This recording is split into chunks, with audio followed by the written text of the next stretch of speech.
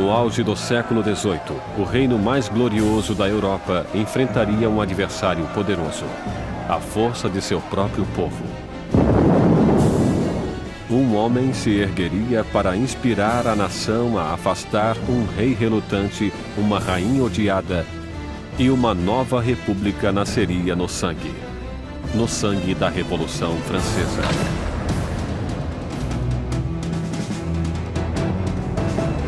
A Revolução Francesa, distribuído por Logon, versão brasileira Sérgio Moreno. 1794, prisão de Concierge, uma fortaleza impenetrável às margens do rio Sena. Úmida, infestada de ratos, conhecida como a Anticâmara da Morte. Dentro, a voz da jovem nação está prestes a ser silenciada. Enquanto seu cabelo é cortado e seu pescoço fica nu para a lâmina da guilhotina, Maximilien Robespierre prepara-se para pagar o preço pelo cataclismo deixado à sua volta. A explosão de acontecimentos que tornaram-se a Revolução Francesa. A Revolução Francesa foi o extraordinário momento em que o povo começou a acreditar que seria possível refazer quase tudo em sociedade, que não podia somente mudar a política, as instituições, mas a própria natureza humana através da ação política. A Revolução Francesa representa a encruzilhada do mundo moderno, onde tudo começa a encaminhar-se para uma direção diferente. A Revolução viu uma terra feudal virar as costas para a tradição aristocrata e criar um novo e violento caminho para o futuro.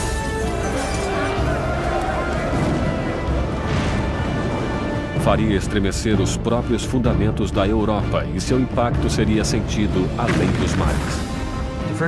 É o acontecimento mais importante da história ocidental. Há desenvolvimentos que podem rivalizar-se com ela, como a Revolução Industrial ou o capitalismo. Não consigo pensar em nada mais importante.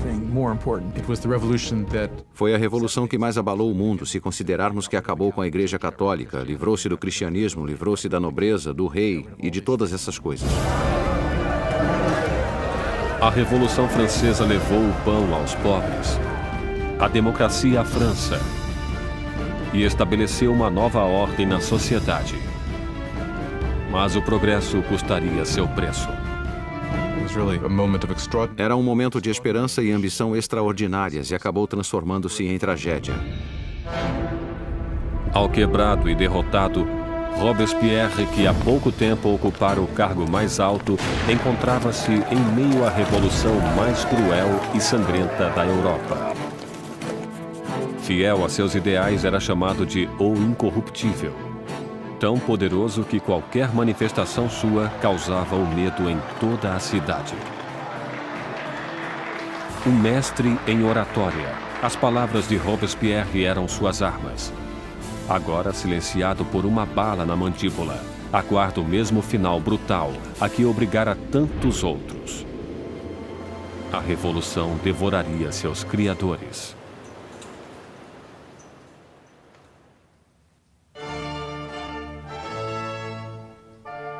Ninguém poderia prever a turbulência que viria em um dia de primavera de 1770. O castelo de Versalhes estava repleto das multidões brilhantes da corte real. Terminada em 1682, Versalhes foi a obra-prima do rei Luís XIV. Para colocar alguma distância entre ele e seus súditos, Luís XIV elege para a capital da França essa pequena cidade distante 20 quilômetros a oeste de Paris, onde ele ordenou a construção do palácio mais magnífico da Europa. Durante quase 100 anos, ele foi o trono da monarquia da nação e hoje é testemunha de um casamento muito importante. O neto do rei Luís XV, o príncipe Luís Capet, o próximo na linha do trono, receberia sua noiva. Com apenas 15 anos na véspera de seu casamento, Luís Capet é tímido e hesitante, com poucas das características esperadas de um futuro rei, e muito menos de um marido. Luís era um menino inexperiente, tímido, dolorosamente inadequado com 15 anos, sem possuir nenhuma graça social. A amante de Luís XV, Madame du Barry, chamava-o de menino gordo e mal alimentado. Basicamente, é só um menino. Era muito difícil para Luís tomar decisões. Tremia incessantemente e estava sempre pronto a deixar-se persuadir pela última pessoa com quem falasse. Claro que essas não são consideradas qualidades de liderança. O casamento de Luís era uma união política entre a família real austríaca, os Habsburgo, e a sua própria, os Bourbon. O casamento simbolizaria o fim de uma antiga rivalidade e o começo de novos laços regionais. A jovem noiva chega à França. É uma menina de olhos grandes, de 14 anos. Maria Antonieta. Maria Antonieta era uma arquiduquesa austríaca. Era a filha mais jovem da imperatriz Maria Teresa. Foi para a França como parte de um acordo de casamento que representava uma grande mudança de alianças, pois pela primeira vez a França e a Áustria tornavam-se aliadas e não mais inimigas.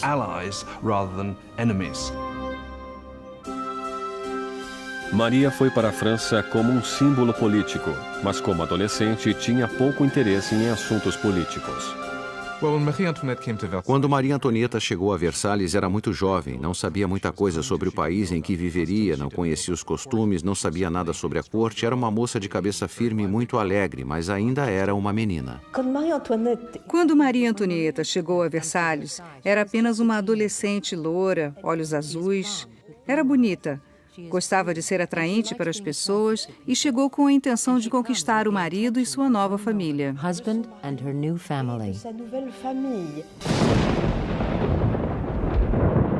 Na noite do casamento, houve uma forte tempestade.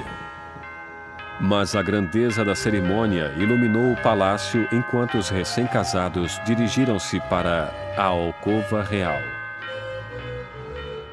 Em uma cerimônia que simbolicamente assegura a concepção de um herdeiro, os cortesãos do rei estavam presentes quando o estranho jovem casal foi revelado no leito nupcial pela primeira vez.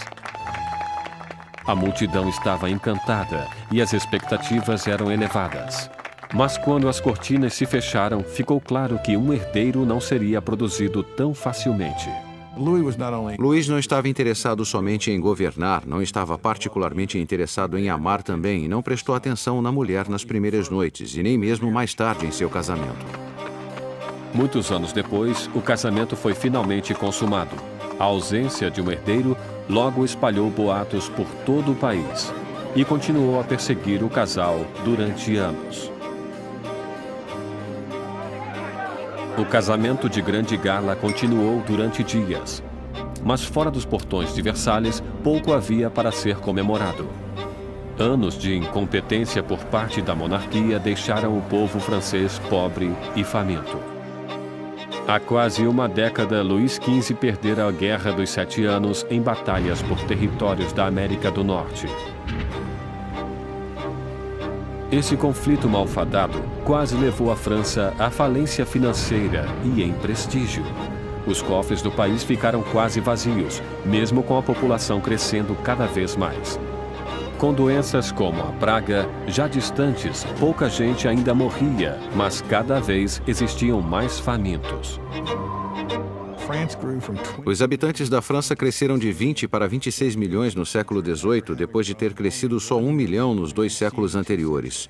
Isso causava uma tremenda tensão na situação e havia muita ansiedade.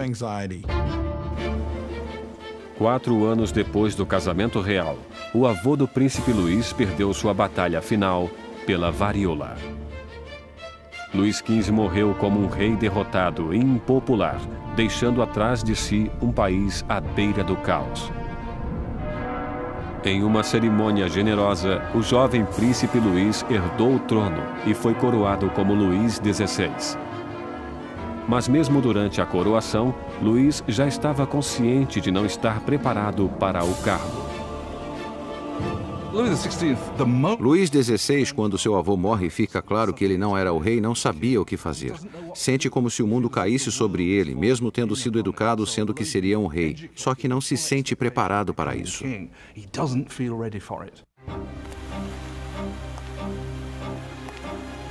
Para um reinado em crise, Luís XVI seria o pior homem a ser o novo rei. O jovem de 20 anos reza: "Protegei-nos, Senhor, pois reinamos muito jovens." Protegidos em seus aposentos reais em Versalhes, Luís e Maria iniciam suas vidas como jovens monarcas, enquanto, a apenas 20 quilômetros de distância, em Paris, outra nova era começava, que iria confrontar-se com a monarquia. Uma perigosa era de ideias. A era do Iluminismo.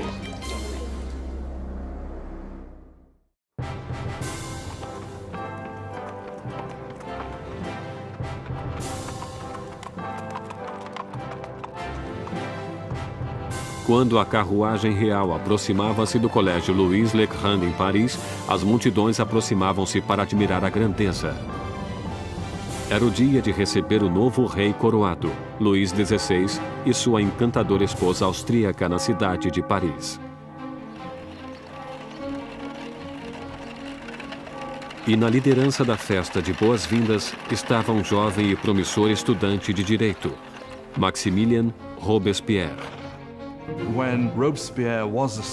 Quando Robespierre era um estudante, o rei visitou o colégio e Robespierre dirigiu-se ao rei em latim. Portanto, ele falou com Luís XVI quando adolescente.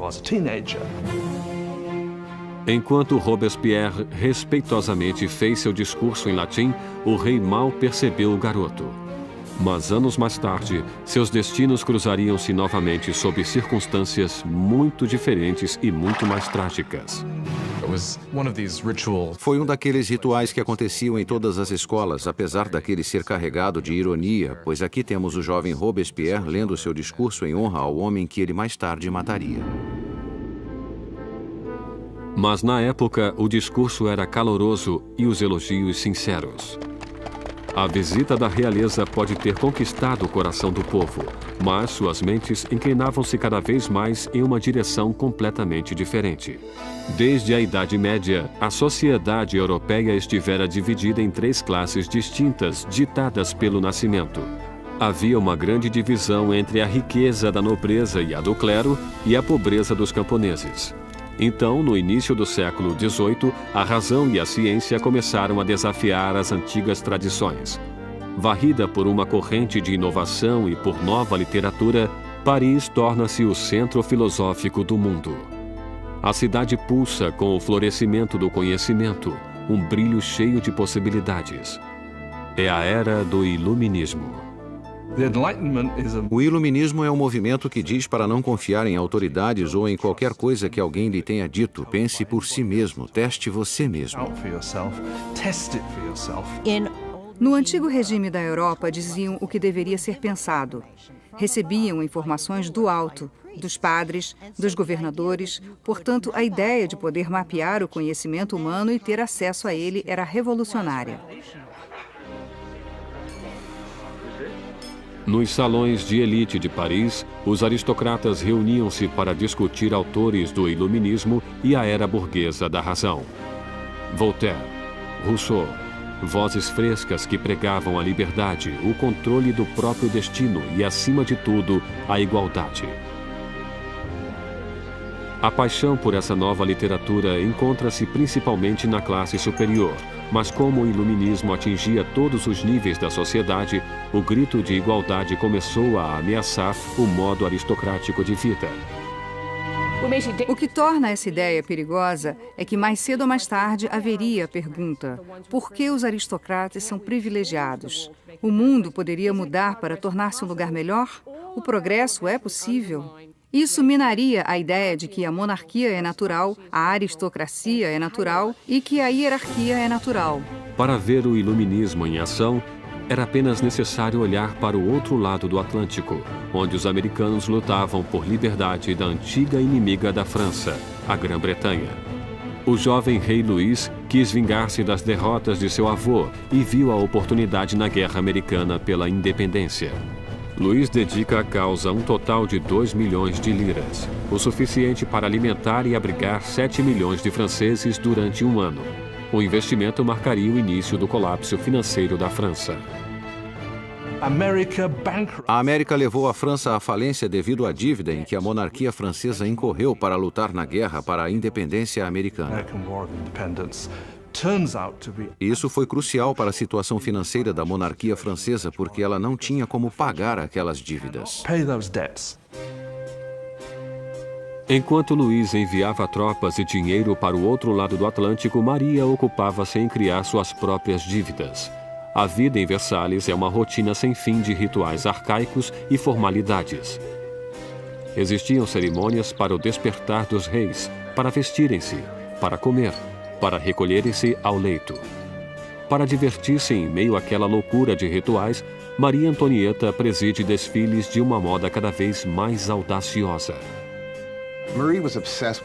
Maria era obcecada pela moda, especialmente penteados criativos que levavam horas e mais horas para fazer, usando todos os tipos de ornamentos e frutas. Para muitos, aquilo era obsceno. Passou a representar tudo o que havia de errado com ela, com Versalhes e com aquela cultura. Maria ocupa-se também com os boatos da corte, jogando e inventando diversões. Como suas despesas aumentavam cada vez mais, Maria foi apelidada de Madame Déficit. Maria recebeu o nome de Madame Déficit quando o país encontrava-se em um caos econômico e ela continuava a gastar como se nada acontecesse em vestidos, joias, sapatos. Era a Imelda Marcos da época. De todas as dívidas de Maria, a maior de todas era para com seus pais. Um herdeiro para o trono. Durante 7 anos de casamento, Luís e Maria ainda não tinham produzido um filho. Maria encontrava-se em uma posição tremendamente humilhante. A função de uma rainha era produzir um herdeiro. Era absolutamente necessária a presença de um filho.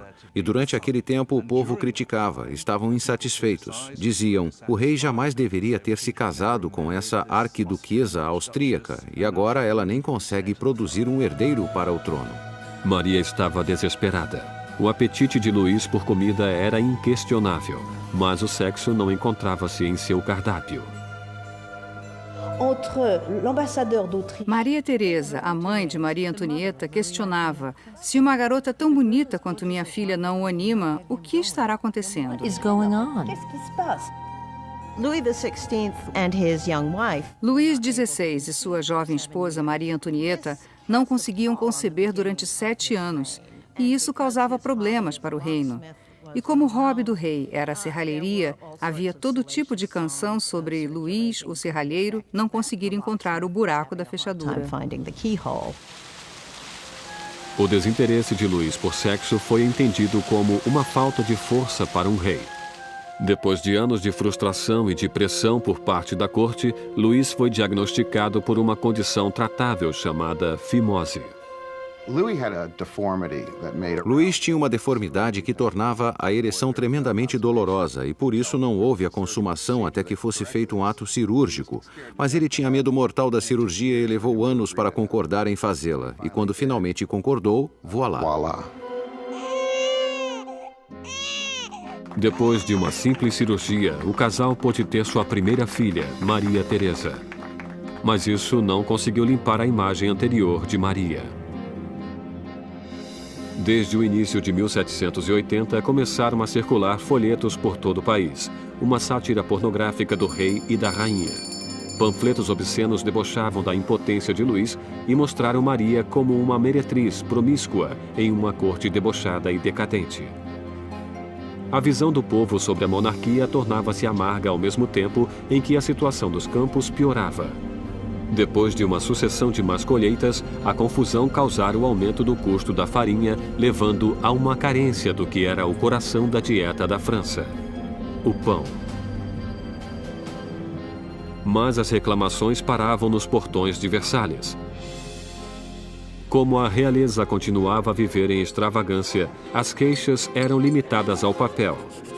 Uma acusação foi dirigida diretamente para a corte real. Vocês sabem por que existem tantos necessitados? É porque sua existência de luxo devora em um dia o que alimentaria 1000 homens.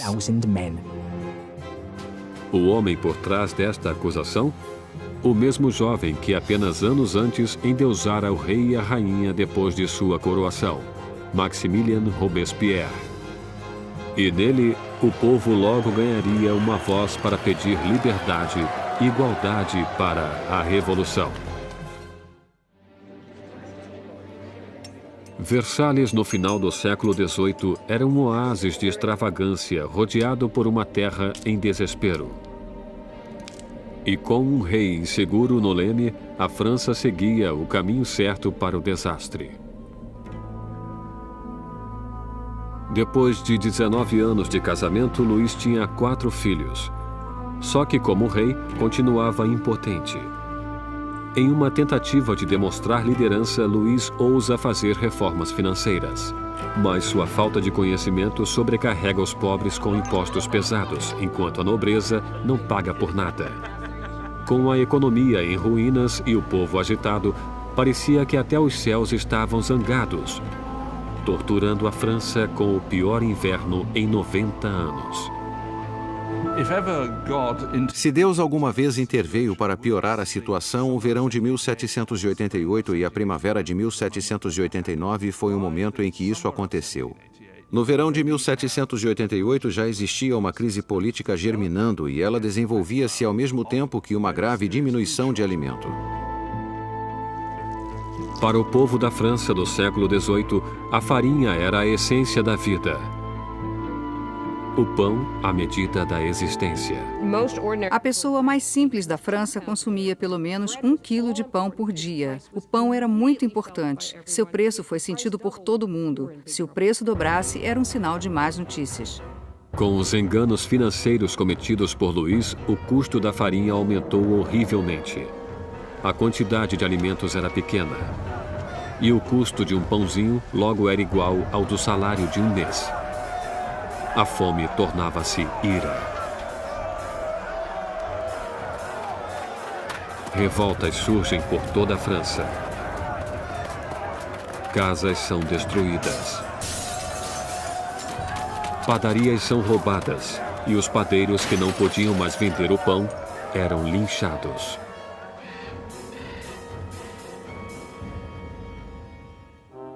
Com a economia em frangalhos, os bancos obrigam Luís a contratar um ministro das finanças, Jacques Necker, um pensador do iluminismo. Necker é popular de uma maneira que Luís só poderia invejar.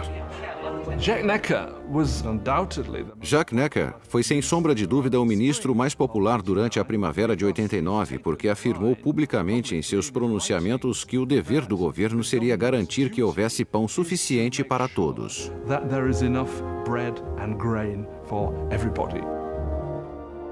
Com a nação em uma crise fiscal, Necker insiste que Luís faça uma reunião do corpo representativo tradicional do reino, os Estados Gerais. Era a primeira vez em que os representantes eram convocados em 175 anos. A França estava organizada politicamente em algo chamado de 3 estados. O primeiro estado era o clero, o segundo era a nobreza e o terceiro todos os outros. E segundo os censos contemporâneos, os 2 primeiros estados ocupavam 3% da população e o terceiro estado 97%. Muitos julgaram o fato injusto para com o terceiro estado, que era a maioria da população, ter somente 1/3 dos representantes. Sentiram que seria injustiça a existência de um parlamento com 3 câmaras, onde 2 delas, a nobreza e o clérigo, venceria nos votos o povo. 4 de maio de 1789. Um jovem e habilidoso advogado e político chegou a Versalhes. Maximilien Robespierre chegou para ficar diante dos Estados Gerais como representante, para lutar por uma voz justa para o povo que ele representava, o terceiro Estado. Órfão nascido no interior, Robespierre obteve uma proeminência acadêmica com seus estudos prodigiosos, tornando-se um orador eloquente, com ótima aparência, sem um fio de cabelo ou uma frase fora de lugar. Em casa, na pequena cidade de Arras, as ideias do iluminismo que absorvera nos salões de Paris fundaram uma voz poderosa, e ele tornou-se o mais importante advogado do local. Quando ele voltou para Arras e começou a praticar como advogado, lia tudo sobre o iluminismo. Robespierre era alguém que, quando praticava leis em Arras, tentava levar as ideias do iluminismo para os casos que defendia. No Estado Geral, Robespierre e seus colegas exigiam que a nobreza e o clero pagassem impostos, mas Luís sentia-se tremendamente ameaçado pelo crescente radicalismo do Terceiro Estado. Quando, no dia 20 de junho, depois de um impasse de 6 semanas, os representantes chegaram para descobrir que seriam silenciados. No dia 20 de junho, quando os representantes chegaram para a reunião e encontraram as portas fechadas, suspeitaram de um complô. Passaram para outro local que chamaríamos de quadra de tênis e que, na verdade, era uma quadra de handball. Juntaram-se e juraram que não parariam de reunir-se até terem uma nova Constituição. Os representantes declararam uma nova Assembleia Nacional, os verdadeiros representantes do povo da França. O juramento da quadra de tênis é um desses grandes momentos simbólicos na história da Revolução Francesa. Temos todas aquelas pessoas reunidas em uma quadra de tênis levantando os braços quase como uma saudação romana. E para a Assembleia aquele foi o momento em que perceberam algo em sua força e em sua dignidade e souberam que poderiam realmente desafiar o rei da França. Como um ato de desafio revolucionário, nasceu a Assembleia Nacional. Será uma comunhão de vozes de todo o país, um corpo parlamentar executando a vontade do povo. Mas tirar o poder do rei não seria tão fácil quanto assinar uma simples proclamação. Todas essas vitórias iniciais que aconteceram em Versalhes são mais vitórias de papel e não têm como se sustentar. O medo que tomou os representantes em Versalhes quando nos aproximamos de julho de 1789 foi porque o rei reunia suas forças para dispersá-los, para acabar com eles. No início de julho, 30.000 tropas reais posicionavam-se em torno de Paris. Para defender-se, o povo formou uma nova Guarda Nacional. Os revolucionários atacam os arsenais de Paris e conseguem furtar 28.000 mosquetes. A única coisa que falta é a pólvora. E o povo sabe onde consegui-la. No centro de Paris existe uma masmorra de pedra, famosa como símbolo do regime feudal, a Bastilha. A prisão abriga toda a pólvora da cidade e é lendária como câmara de tortura e mortes horríveis. A Bastilha fora o grande símbolo do despotismo real, o grande símbolo dos reis da França que iam além dos limites de seu próprio poder, fora um símbolo do horror para o povo francês. Em meio à revolta, acontece um ultraje surpreendente. Luís demite seu ministro das Finanças, Jacques Necker, o amado do povo, visto como simpático às massas. Horas depois de sua demissão, Paris fica sabendo que seu representante foi afastado. Não restou mais nada além da revolta. No dia 14 de julho, multidões reuniram-se identificando-se com um pequeno penacho vermelho e azul, as cores de Paris, separadas pelo branco, a cor da causa dos Bourbon. Nascia o tricolor. E entre a multidão enfurecida, uma voz grita: para a Bastilha. Atacar a Bastilha significava que o povo de Paris dizia: não se livrarão da nova Assembleia Nacional. O povo está agindo, está armando-se e basicamente diziam: estamos do lado da revolução. Vendo o exército que aproximava-se, o governador da Bastilha, Bernard de Launay, tentou trancar a prisão. Armou uma defesa inútil, mas os saqueadores invadiram a fortaleza e atiraram-se sobre os guardas com facas e lanças. Finalmente, de Launay rende-se, mas a multidão furiosa arrasta-o pelas ruas. Os saqueadores exaltados chutam e esfaqueiam-no até que ele grita: matem-me de uma vez. E a multidão obedece. Ele é assassinado e nasce uma tradição revolucionária. Sua cabeça decepada desfila enfiada em uma lança.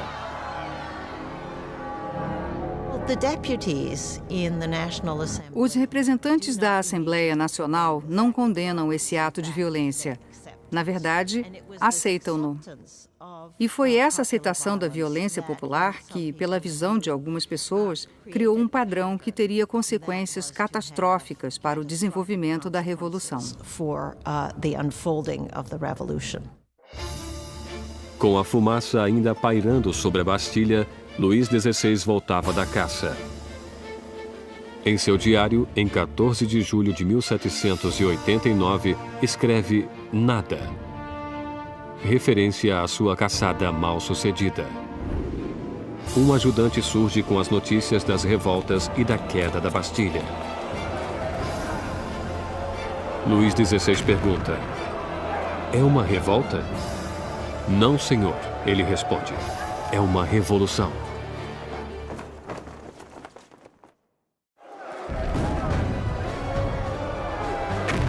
A queda da Bastilha soltou as rédeas da revolução.